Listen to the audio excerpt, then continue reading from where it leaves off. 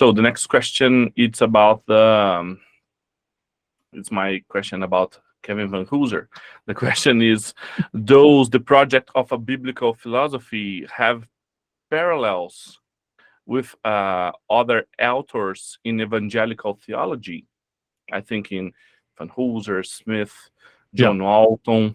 Not Who John are Walton. your? Yeah, John Walton. Not John No. Walton. No, not John. I love Who John. are your interlocutors? I love with John, your but I project? don't think John and I are on the same planet philosophically. We might be in two different universes as far as I know. But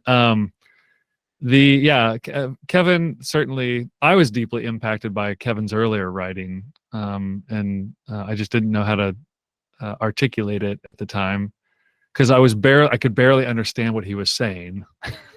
So, you read for 20 pages and you think like, okay, I think I know what he's saying here. Certainly Esther Meek, who was a mentor of mine, who's a Michael Polanyi scholar, Craig Bartholomew, who again is a biblical theologian, a good friend of mine as well. He was my doctoral examiner. He really took me to task.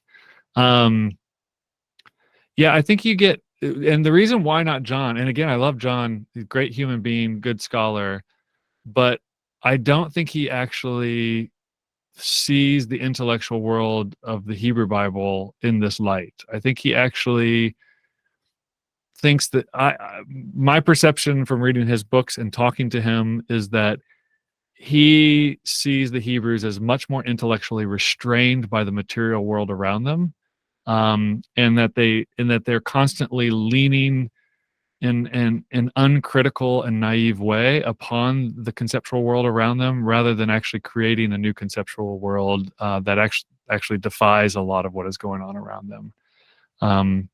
So I'm thankful for the clarity that he really helps people understand there's very different things going on in Scripture. But some of his more recent work, I've just realized that he's taking a very different approach. Most of it is influenced by his son, who has convinced him very recently of some very different ideas, that he would even tell you if he were sitting here, he would say, I used to think this, but then my son recently convinced me of this other idea. And so that's been happening a lot lately. So the way he's patching together the intellectual world of the Bible, I think, is much more as a people who are, the Hebrews become a people who are epistemological survivors, and they're basically dependent upon everything around them. Where I would see them as much more innovative, and innovative in the sense that nobody else in the world is doing what they're doing, and they're doing it in such a novel way that it still persists as the leading philosophical system today.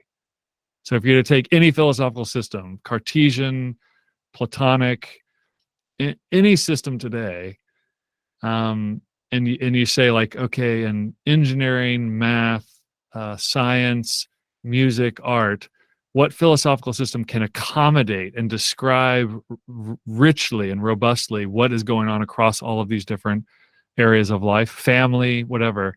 I think the Hebrew tradition is the only one that can, without sounding silly.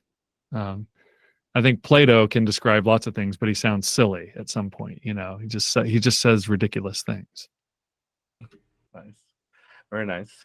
Thank you for the answer. Can we say that your project with biblical philosophy, it's very close to Van Hooser project from canonical linguistic turn? Yes, of course, one in philosophy and another in theology. But can we make this relationship naturally? Yeah, no, I think that's right. I mean, when I read his theodrama, I think he's tapping into the collective and the embodied. I mean, a lot of what he's doing is rehearsing what Michael Polanyi said in 1952, 1962.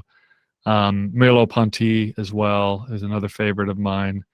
That Charles Taylor once said, I don't know if it was an offhanded quip but he once said, no, it was in an essay of his. He said that he suspects that when the technology gets good enough, it will show that everything Merleau-Ponty argued for was correct about the human body and the human mind and the nervous system. And that has turned out to be true.